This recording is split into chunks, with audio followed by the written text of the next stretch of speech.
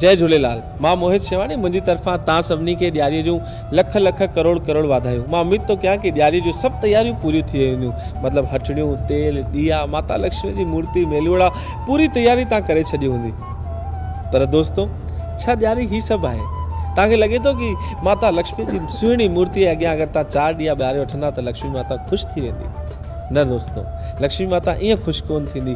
मेलुड़नि सां लक्ष्मी माता ख़ुशि कोन थींदी। लक्ष्मी माता ख़ुशि थींदी कि अगरि तव्हांजे घर जी लक्ष्मी तव्हां मां ख़ुशि आहे कि कोन्हे, इहो ॾिसी करे तव्हांजी धीअ, तव्हांजी माउ, तव्हांजी घरवारी, तव्हांजी भेण, तव्हांजा रिश्ता तव्हां मां ख़ुशि आहिनि कि कोन्हनि, इहो ॾिसी करे माता लक्ष्मी ख़ुशि थींदी। अचो त हीअ ॾियारी कुझु नई था कयूं।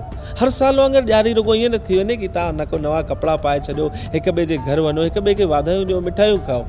ॾियारीअ में कुझु नओं कयो। ॾियारीअ में पंहिंजे रिश्तनि खे मज़बूत कयो। अचो त पंहिंजे रिश्तनि में मिठास विझो। तव्हांजे घर में जेकी मिठाई ठही वई आहे उहा थोरी फिकी बि रहिजी वेंदी त हलंदी, पर तव्हांजा रिश्ता अगरि फिका थी विया त तव्हांजे जीवन में अंधकार थी वेंदो। हीउ उजाले जो, हीउ रोशनीअ जो त्योहारु आहे।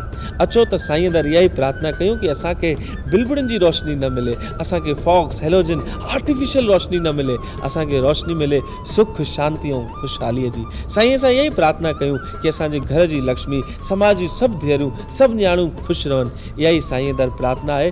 साईं झूलण दर इहा ई प्रार्थना आहे कि सभु ख़ुशि रहनि, ख़ुशहाल रहनि, सिंधियुनि जे धंधे में बरकत अचे, समाज में असांजी प्रतिष्ठा वधे, असां अॻे खां अॻियां थियूं ऐं ख़ुशि रहूं, खुशहाल रहूं, पाण बि ख़ुशि रहूं ऐं ॿियनि खे बि ख़ुशि रखूं। अचो त पंहिंजी न्याणियुनि खे ख़ुशि रखूं। इहो हिकिड़ो संकल्प खणूं हिन ॾियारीअ ते। सभिनी न्याणियुनि खे ॾियारीअ जूं लख लख वाधायूं ऐं उन्हनि भाउरनि खे जेके न्याणियुनि जी रक्षा कंदा आहिनि ऐं हुननि लाइ सॼो जीवन समर्पित करे छॾींदा आहिनि। ऐं उहे भाउर, दोस्तो, जीवन में घणेई किताब हूंदा आहिनि। उहो किताब तव्हांजे बुक शेल्फ में पियो आहे जंहिंमें रिश्तनि जो किताब आहे, जिते धूल लॻी वई आहे, जिते मिटी लॻी वई आहे, उन मिटीअ खे हटायो, उन रिश्तनि जे किताब खे कढो।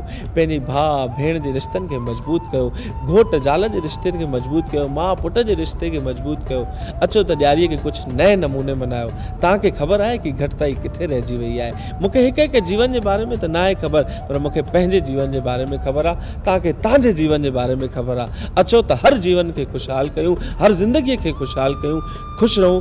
जय झूलेलाल, जय लक्ष्मी माता, जय श्री राम।